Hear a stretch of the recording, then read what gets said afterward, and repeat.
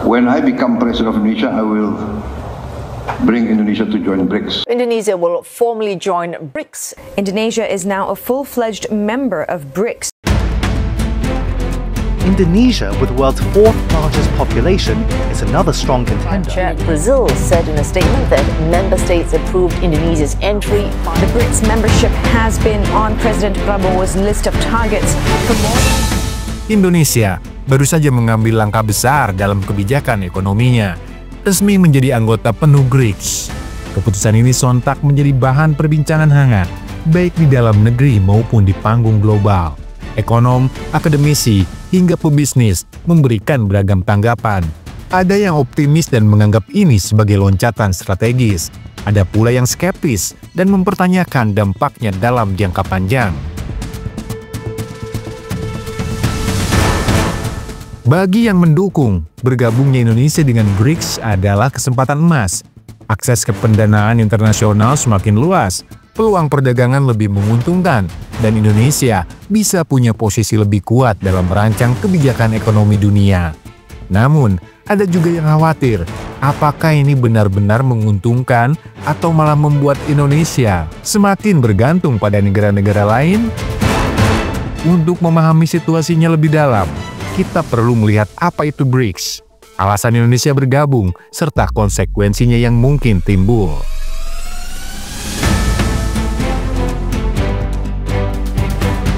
BRICS awalnya bukan organisasi atau aliansi resmi.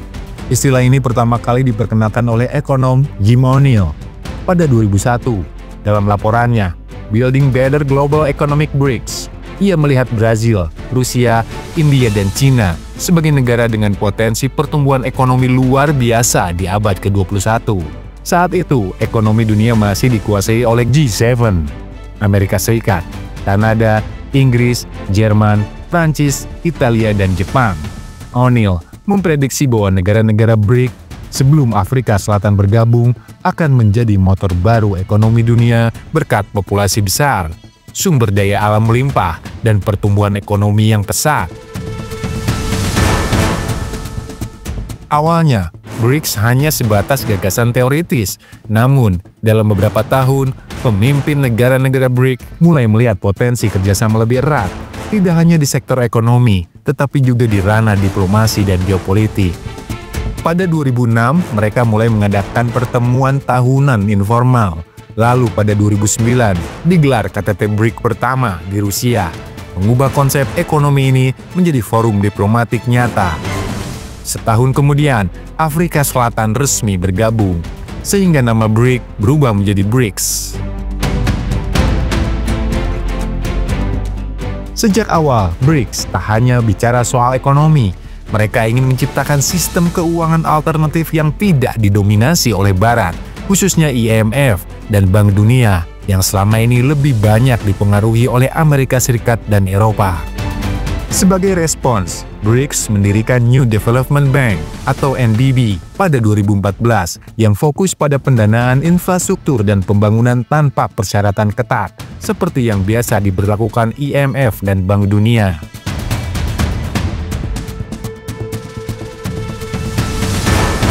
Salah satu misi besar BRICS adalah mengurangi ketergantungan dunia pada dolar AS.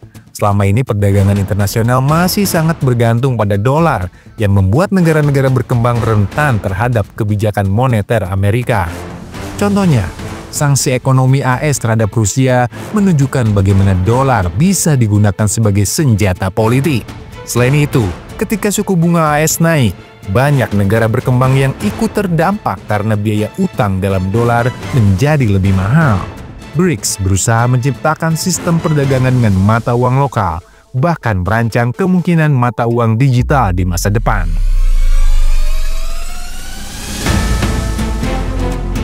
Setelah lebih dari 1 dekade, BRICS berkembang menjadi kekuatan ekonomi dan politik global yang semakin berpengaruh. Jika dibandingkan dengan G7, BRICS sebenarnya sudah melampaui mereka dalam beberapa aspek.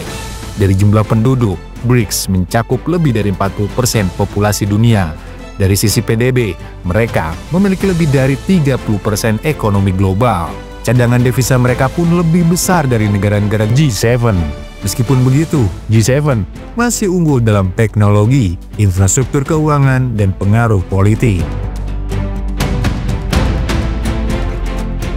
Lantas, bagaimana dengan Indonesia?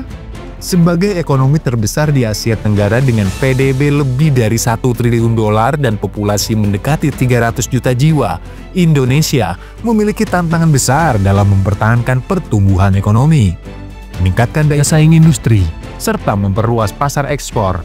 Selama ini, Indonesia banyak bergantung pada negara Barat dan Asia Timur sebagai mitra dagang utama. Namun, dengan dinamika global yang terus berubah, BRICS dilihat sebagai peluang baru untuk memperluas akses pasar dan mendiversikan sumber pendanaan. Salah satu keuntungan bergabung dengan BRICS adalah akses ke New Development Bank. Selama ini, negara berkembang termasuk Indonesia sering mengandalkan pinjaman dari IMF dan Bank Dunia yang disertai syarat ketat. Pelajaran dari krisis moneter 1997-1998 menunjukkan bagaimana ketergantungan pada IMF bisa berakibat buruk.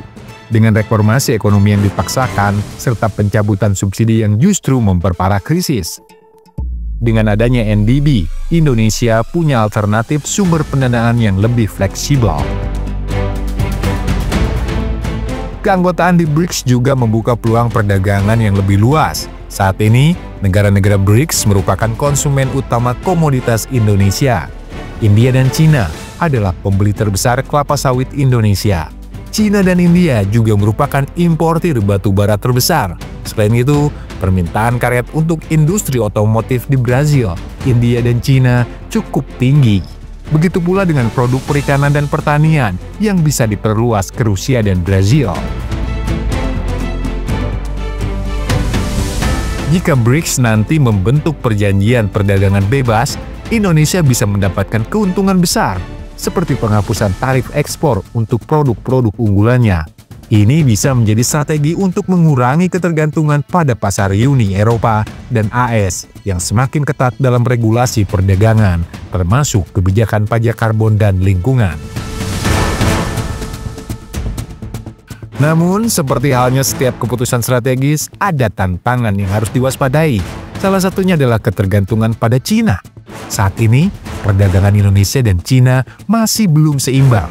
Pada 2023, ekspor Indonesia ke Cina mencapai 53 miliar dolar, sementara impor dari Cina mencapai 62 miliar dolar.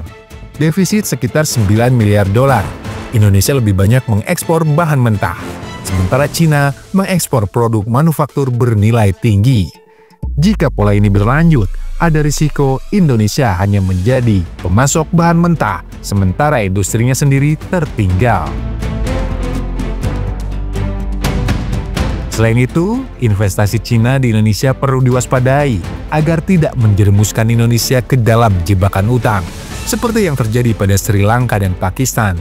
Program Belt and Road Initiative Cina telah menyebabkan beberapa negara terjebak dalam utang besar, yang pada akhirnya membuat mereka kehilangan kendali atas aset strategis.